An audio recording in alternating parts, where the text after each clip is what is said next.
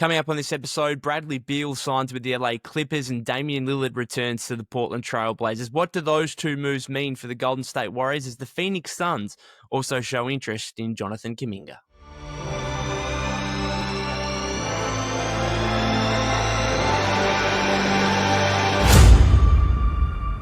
Welcome back to the Golden State with Mates podcast. I was going to jump on yesterday and talk about Bradley Beal signing with the LA Clippers, and I'm thankful that I didn't because we've got some more news earlier today, Thursday for those of you in America, Friday morning for me in Australia, with the big news that Damian Lillard is returning to the Portland Trail Blazers, and of course a report from Jake Fisher of the Stein Line earlier linking the Phoenix Suns to Jonathan Kuminga. For reference, I'm recording this just before, about an hour and a half, 90 minutes before the start of the Warriors' final Summer League game against the Toronto Raptors. So I won't be talking about that on this episode if you are listening to or watching it afterwards.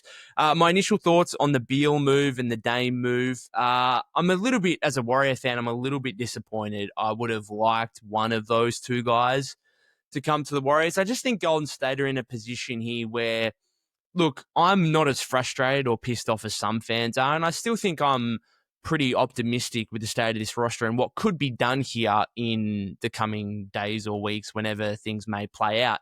But what I do admit is that the Warriors are clearly a tier below the top contenders in the West. I think you've got the Oklahoma City Thunder probably in a tier of their own, and then you've got the Houston Rockets and Denver Nuggets probably the top two teams in that next tier, and then the Warriors maybe somewhere below that in the following tier. So I think given the lack of flexibility that the Warriors have in terms of their overall payroll situation, I did think that trying to get one of Dame or Beal, while not absolutely perfect fits necessarily, would have been the kind of high upside but still low risk move that the franchise probably needed to take or needed to get in order to have the potential of going up a tier and therefore being a real threat in the Western Conference and trying to manufacture a deep playoff run next season. Now, I think the Beal thing is more frustrating because Dame, we understand, like, he's going to be out for the majority of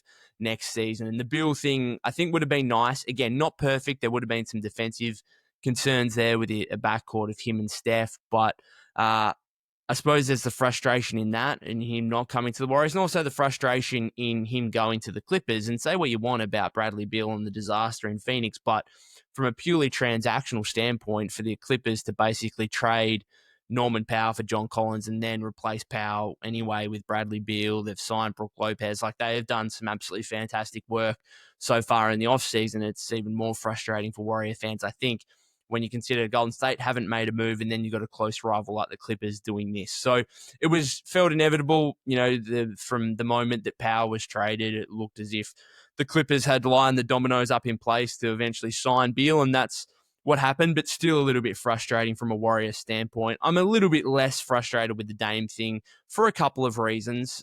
First of all, I think no one can really bemoan the fact that he's returned to Portland. I think that's absolutely fantastic. It's a heartwarming story. I think it's a good fit for them because they're in a position where they're still a very young team and they don't necessarily need Dame to come in and be, who he is straight away when he does return from injury. And I think for him, his impact can go way beyond the court, and for him to actually be a veteran leader for that team, I think could be really important to what's still a young squad and still developing. They've now got Dame and Drew Holiday, and I think if Dame can come back somewhere near the player we know he is, that's going to be a really good team. That's going to be a really good team. They're already pretty good. After the All-Star break last season, they were one of the best defenses in the league and had a positive record. So they're going to be a pretty tough out anyway, let alone if, they bring in Drew Holiday and the fact that Dame could still potentially, come back at somewhere near, even if he's at 80% of his best self, that's a great pickup for them. And I think secondly, beyond just the fact that I think, again, all NBA fans are probably pretty okay and pretty comfortable and actually probably pretty happy with Dame returning to Portland. Obviously, the financial aspect of this, of him getting a 3-year, $42 million deal, was it player option on the third year, whatever it is, the Warriors weren't going to be able to give him that kind of financial offer. It would have been the minimum, or at the very best, I suppose, the taxpayer mid-level exception if they wanted to give that to Dame instead of Horford. So they were never going to get in the only way they could have potentially got within the same realm as the Trailblazers is if they rescinded the qualifying offer to Kuminga and opened up the full MLE. That's the only way they could have done that. Now, I speculated whether they could have done that for Beal to sign him. Obviously, they didn't. And I don't think you were ever going to do that for Dame because of the uncertainty around his injury history. So for the Warriors, I suppose it's disappointing that it takes out two of the most coveted free agents that were remaining on the board, and now you're going to be left with, still the Horford piece, obviously, the Melton piece. They're obviously the two big ones in relation to the Warriors, and then you're going to have other guys around. Like, there's still some guys about, and it's really interesting how the current the CBA is impacting teams and what they decide with some veteran players. And I do wonder whether or not, as the offseason progresses here, whether or not there's other veteran players who become bought out and are therefore available. And I would keep my eye on that, even though the Warriors have missed out on Beal and Lillard, whether there's another one or two veteran players who become available that we're not necessarily looking at right now. But let's be honest, I suppose the Beal thing had been coming for a little while, but even then it's still quite a shocking move to buy him out completely over the final 2 years of his contract. And yes, he gave up $13-14 million, but you're still paying the guy $97 million, right? And then the Dame thing, no one would have seen that coming. And the fact that the Bucks were able to get their hands on Miles Turner. So I think you just never know what can happen, and that's why maybe I'm reaching here a little bit, but I'm hoping that someone might fall through the cracks. Some veteran player might be available on a buyout for the Warriors to perhaps consider here over the remainder of the offseason. We know they're not going to use their full allotted spots. I think probably they'd likely sign 13 players up until training camp. And then again, if a player suddenly becomes available, then they can use that 14th spot. I think for the Warriors directly, the bigger news today was obviously the Phoenix Suns' interest in Jonathan Kuminga coming as a result of the Beal buyout and the extra flexibility that they've now got under the apron in the CBA. So it's interesting because the Suns, like the Kings, another Pacific rival, how much do the Warriors necessarily want to deal with them? And you're looking at their payroll situation, and it's hard, or just their roster in general, and it's hard to necessarily get a read on what the Warriors would want and even what the Suns could offer in this situation. So what I want to start with is just reiterate a fact that I don't think many outside Golden State in terms of fans, I think us as Warrior fans understand it, but I don't think fans outside of the Warriors necessarily, and this is, I suppose, educational for Phoenix and whoever else non-Warrior fans may be listening to this, but I don't think people necessarily understand how the Kuminga situation is tied in with the Horford situation and basically any other signing that the Warriors want to make in free agency after they resolve the Kuminga situation. So I want to start with the fact that if the Warriors do trade Kuminga, if there is a sign and trade in place, we have to remember that hard caps them at the first apron, right? Which they're currently now $25 million below, right? So they'd be hard capped at the first apron. And then obviously, depending on how many players they bring back, that'll depend on how many roster spots they have available and therefore how many players they need to sign. And so, yes, they could theoretically take back more than half in a Kuminga sign and trade. And what I mean by that is if you're under the first apron, you can take back $7.5 million more. So let's say, for argument's sake, for example, that the Suns wanted to give Kuminga a $25 million per year contract, which is what he's looking for according to this report from Jake Fisher. So $25 million. That's the Warriors, obviously, with the base year compensation, can only take half that, 12.5. But because if they're under the first apron, they can take back an extra 7.5. So it's basically $20 million, about $20 million that the Warriors could take back theoretically if Kuminga was to get a $25 million deal, right, from the Suns.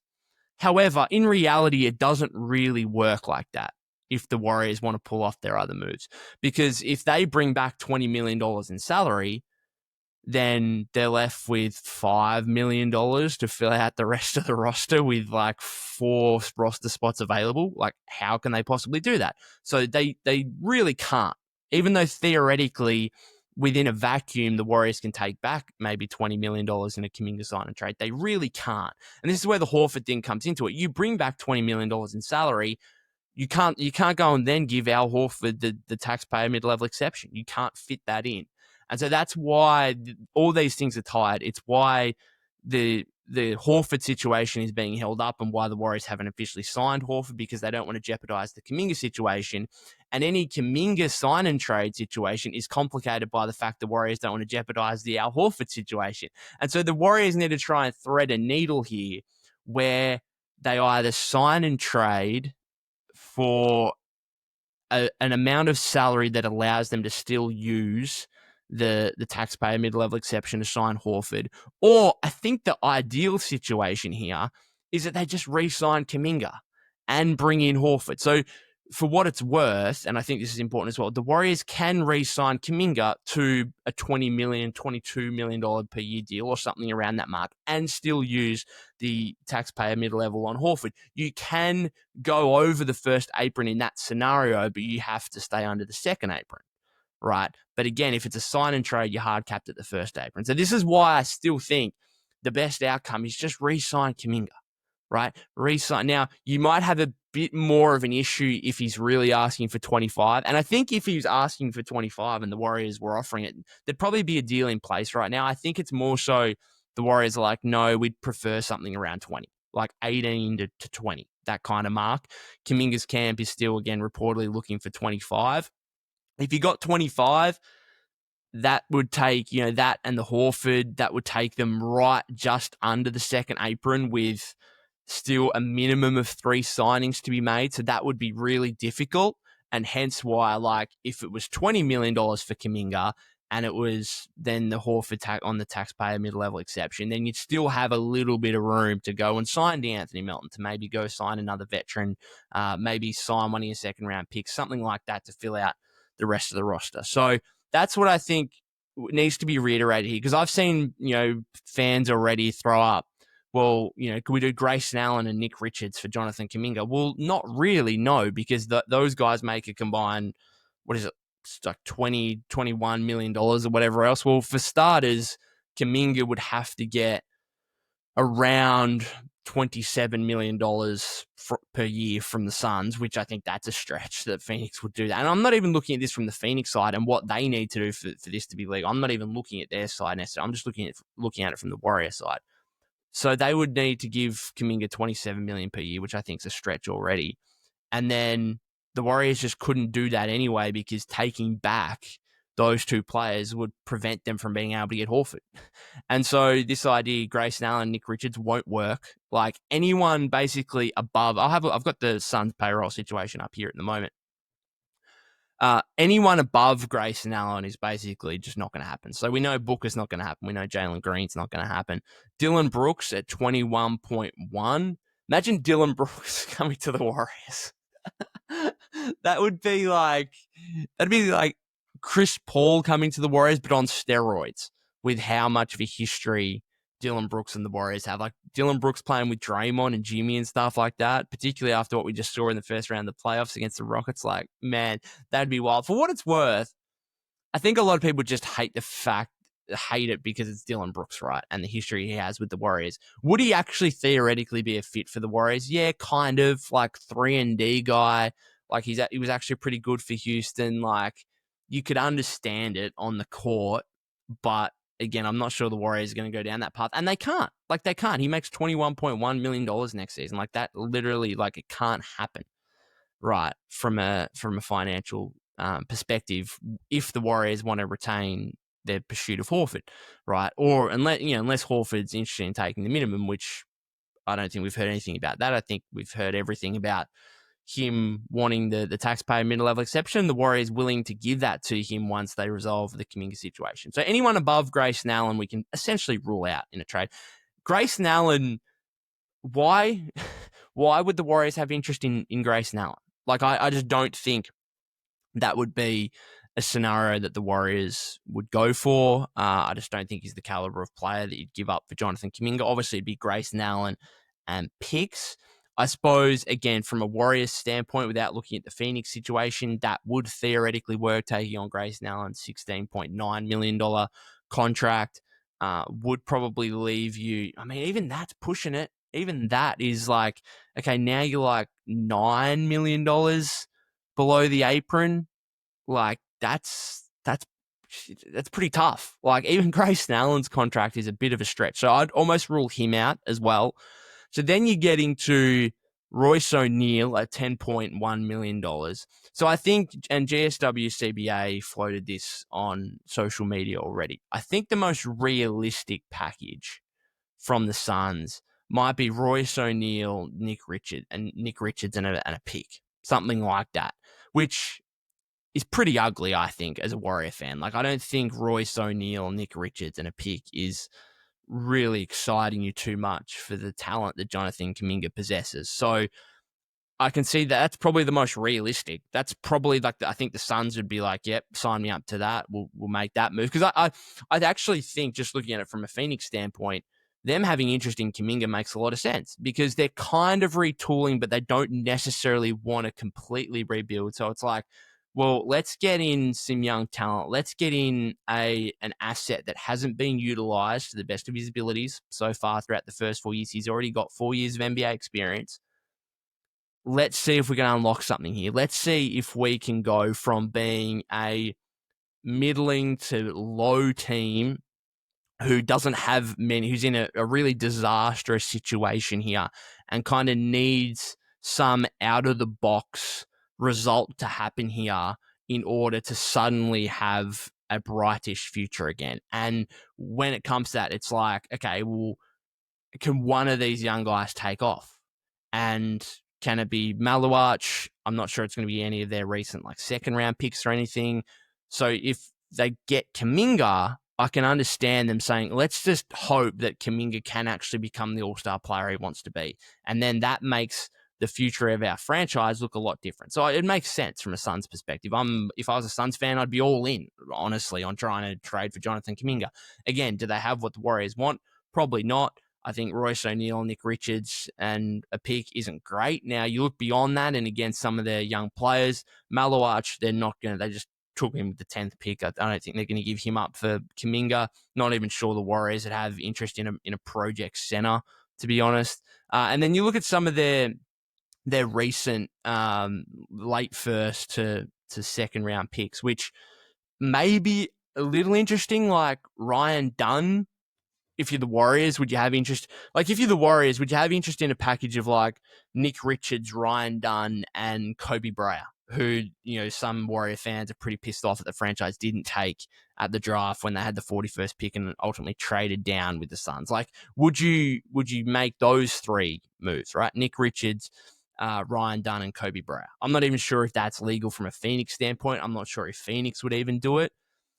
Again, it doesn't thrill me. It doesn't excite me as a Warrior fan, but you could at least say, well, there's kind of a backup center that might be an upgrade to Trace Jackson-Davis. It's a wing defender who has already shown that he's a very, very good wing defender, and has shown some stuff in Summer League that he's developing on the offensive end, and his shooting might be better than what was advertised, particularly coming out of the draft. And then you've got a sharpshooter in Kobe Bryant, who's 6'7", who has defensive issues, but you can always do with shooting in the league. So I don't know, like Rasheed Fleming's there, O.C. Gadaro.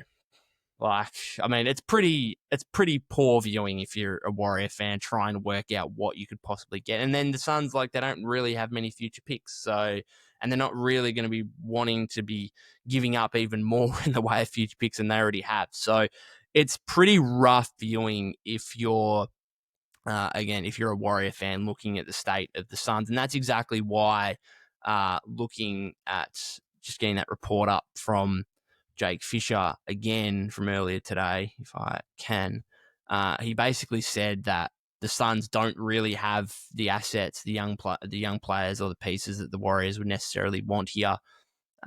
He said, sources say Phoenix, meanwhile, is the latest team to express exploratory interest in a Kuminga sign and trade, challenging as it would be for the Suns to make such a deal happen. The Suns, to be clear, do not appear to possess the sort of draft capital or players that Golden State is believed to be seeking in exchange for Kuminga. Yet he certainly did come up in trade talks between the teams during the season. Sources say when the Warriors were pursuing the reacquisition of Kevin Durant before obviously getting Jimmy Butler. So to me, I would be surprised. I'm just getting to a point where I would be surprised if any sign and trade happens. I just think the Warriors are almost at a point where they're probably going to block anything, and they're really just going to try and make Kuminga come back, essentially. And that's what, at least that's what I would like, I think. Now, you can say, oh, well, what good is it having a player on your team that doesn't want to be there? But, like, the alternative to me is, like, some of these sign and trade proposals and stuff like that are just so, ugh. Like, they're just no good. Like, can you at least, once you get the guy to a contract, it's almost about getting him on the contract. Because once he's on the contract, then you can wait, and then mid-season comes up. As I spoke about last episode, there's different situations that would arise throughout the league that could potentially open up trade opportunities. And at that point, you then have the guy's full salary. And that's the big thing. Take basic compensation rules out of this. And if you could literally bring back 100% of the salary, fine, great. Like, then I think a deal probably would have been done already. Maybe something to do with the Kings, maybe something to do with something may have happened. But because of the basic compensation rules, it just limits and makes things so much more complicated that if I'm the Warriors, I'm just kind of putting my head in the sand and saying, just come back, just sign this deal, like this short-term deal. And if I'm the Warriors, I'm probably pushing right up against the second apron to make it happen, because they still, again, they want to use the full mid-level exception. So if you're the Warriors, you do have a limit on how much you can sign Kuminga to, because if you think there's $37 million right now under the second apron, okay, for them to be able, if they want to have access to the taxpayer mid-level exception. So that's $37 million you need to split up between Kuminga, the 5.7 you're going to give to Horford, and your veteran minimums or your second round guys. So it's basically it needs to be 5 signings among that $37 million. So doing the math of it, is it like, if you equate basically $2.5 million each to the minimum guys, I'm just literally doing the math. That's like, let's say $6 to $8 million, and then let's say $8 million, and then say, all right, well, that leaves us 37 minus 8, 29 million. Horford is like 6. So it's like 23. Like, realistically, 22 to 24 is probably what the highest that the Warriors can go here in re-signing Kuminga. And this is why you have to be very, very careful with basically every dollar you spend in this CBA. Like, you have to haggle over every dollar, because you are going to be so tight up against that second apron, and then, restricts you from doing certain things. So I don't know. I'd basically, my top offer to Kuminga would be say, just come on, just sign at 22. You want 25, 22. It's not that much different. We'll make it a short, let's say 3-year, 66, third-year player option, right? That would be my final offer to Kuminga, because I'd be like, this is what else we want to do. And part of my thinking would be here, and the Warriors, again, just to read out Fisher's report. So he wants to secure a contract that pays at least $25 million in average annual salary, whether that's to stay with the Warriors or switch teams via sign and trade. Sources say the Warriors have expressed reluctance to go that high in price over a long-term agreement, while also seeking some level of first-round draft compensation in any theoretical trade that ships Kuminga elsewhere. So to me, like, I just be like, come on, can we? You want 25? Ideally, we would sign you like 18. Can we meet in the middle at like 21, 22, right? And then that would be my ideal scenario. And part of these conversations would be, we don't just want you for the asset, because I think a lot of people, and me including, are just saying, just get him on a contract, and therefore mid-season you have the ability to be able to trade him and have the full outgoing salary. So basically it's just like, sign him so you can then trade him further down the track. I'm not completely giving up on the idea of him actually becoming a fit somehow in this team, and particularly if they get Horford, right? Because I think the idea of being able to pair Kuminga in units with a veteran stretch five makes a lot of sense, where you can put Kuminga on the floor with four shooters, particularly if they're four shooters who are also very savvy, high IQ players and could potentially make up for Kuminga's not so high IQ aspect. I think it makes some sense. And that's what I'd be trying to tell Kuminga. It's like, come back. Let's just see how it goes. We have this plan in place to go get D'Anthony Melton, to go get Al Horford. These are guys we think that can fit with you and can make you better, and try and actually sell him on, let's make it work. And then if it doesn't, then sure, we'll look at trade possibilities, right? But to me, it's just so complicated to get a sign and trade done with any of these teams because of the base year compensation rules that I just don't know how the Warriors can get anything of reasonable value in return. And I know like fans can say, oh, just get rid of him because it's frustrating and it's taking, he's holding the franchise hostage. I get it. I get that perspective, but I'm also kind of with the front office thinking like this guy is still a valuable asset and he's a restricted free agent for a reason. He's restricted for a reason. We need to get some significant value back for him. And I think if they could do that now, there would have been something done already. But again, it's just very, very complicated. And therefore, I think bringing him back, seeing how it goes, like I'm not totally against that. And I think that's probably the ideal scenario here, and what I hope is the likely scenario. The other thing with the Beal aspect to this is, if the Warriors had signed Beal, I would have been less concerned with Kuminga, and that's why I think I was not totally for, but not totally against the idea of, well, just rescind the qualifying offer to Kuminga and sign Beal for the full MLE. The reason I say that is because the Warriors really need a third scorer. Like, they really need a third guy that you can give the ball to, particularly if Jimmy's not going to be the kind of second guy who is hunting for his shot all day, right? You've got Steph Curry, who's going to be 38 years old in January. You're going to be Jimmy Butler, who's going to be 36 at the start of the season. Those guys are going to miss some time during the regular season, during a long, arduous 82-game campaign in a very, very tough Western Conference. They're going to miss time. They're going to have the odd injury here and there, and there's going to be plenty of times where you just want to rest them on the second night of a back-to-back or something like that because they're, frankly, that old, right? So you need a third go-to guy. You need a guy who you can give the ball to when those guys are off the floor, whether they're injured, they're resting, whatever it may be. You need a guy that you can give the ball to. And the Warriors just don't have that on the current roster, right? Pods wants to be that guy. I'm not convinced he is, based on what we saw in the playoffs, where once Steph went down, he really, really struggled in terms of his efficiency. Maybe he gets to that point, but I think that's a bit of a reach. It's just ironic, like, Pods wants to be a star, but he's happy to be more of a role player, and he's not necessarily cut out to be a star scorer. And therefore, like, he's happy to kind of be a fourth, fifth role player at this point. And then Kuminga does have the potential to be a star, but because he has the potential to be a star scorer, he doesn't want to be a role player, and he doesn't fit into that. So it's just a little bit frustrating, I suppose. But my whole point is, if you got Beal, then that can be kind of your third go-to guy who you can give the ball to, and he can actually make plays off the dribble for you.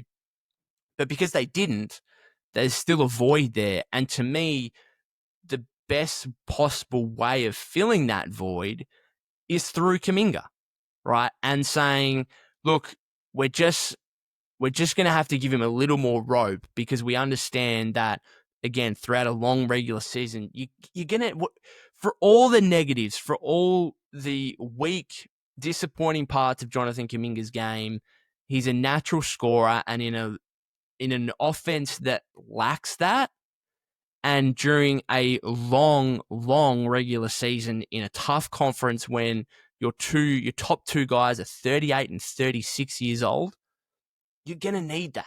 You are going to need that. And that's why, again, like, I kind of want to bring him back. And I might be in the minority there among Warrior fans. And again, many Warrior fans might just want to see him go and be super frustrated with this situation and the fact that he's, quote unquote, holding the franchise hostage. But I don't know. I see a path. Again, maybe it's just my optimistic glasses, but I can see a path where the Warriors need him and that they can actually put lineups around him that make sense, where all of a sudden you've got 4 shooters on the floor alongside him. Suddenly he can drive to the rim and use his athleticism without Kevon Looney or Trace Jackson Davis or even Draymond there clogging the paint, right?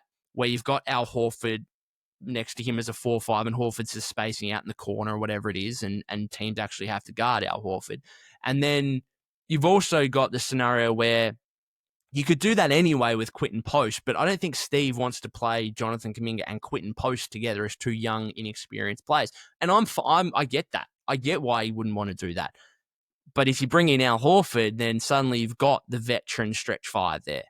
And it means that Steve doesn't have to play Jonathan Kuminga and Quentin Post together. Maybe you could play Quentin Post together with Draymond.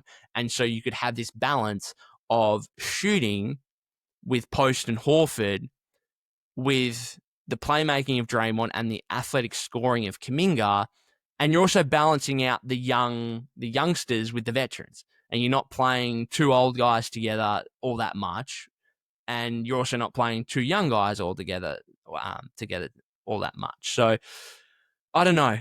I see a path here, and the Suns thing is interesting, but again, I'm just looking at the payroll and thinking how, like, the roster, like, I just don't understand what the Suns have that the Warriors would be like, yeah, sure, let's do this sign and trade. So it's complicated, and for that reason, I still think that the best way forward here is Kuminga coming back, and hopefully that can happen here. And I just, if he's asking for 25, and the Warriors, I think ideally would like something like 18, meet in the freaking middle. 21, 22 million a year, just enough to satisfy Kuminga, but also enough for the Warriors to retain the ability to go and use the taxpayer middle-level exception on Al Horford. Anyway, guys, I'm going to finish it up there. Thank you very much for tuning in, whether you're watching on YouTube or listening via your podcast feed. If you haven't subscribed to the YouTube channel already, that would be greatly appreciated. You can follow me at POC252. That's POK252 on X/Twitter. I'll go off and check this last Summer League game out against who we're playing again? I can't even remember now. The Toronto Raptors. My goodness. I don't know. Summer League it's been a little bit of a bore fest to me. Like, I've been watching the games and I have interest in Will Richard and Alex Tui and Taron Armstrong, mainly those 3 guys, but they haven't really set the world alight, I wouldn't have thought. And the Warriors have won their last couple of games here, but they're more doing it by committee rather than any of these guys. Like, Richard's been okay, right? He was really good in the 4th quarter the other day, but I don't know. Like, none of these guys are really throwing their hand up like, I need to be on the main roster. I have the real potential of being a rotation player next season. Anyway, we'll wait and see what happens in this final game. I might be back, tomorrow or sometime over the weekend to recap Summer League of sorts. And then obviously if we get any more updates on Kuminga or anything major around the league, we'll go from there. Thanks again, guys.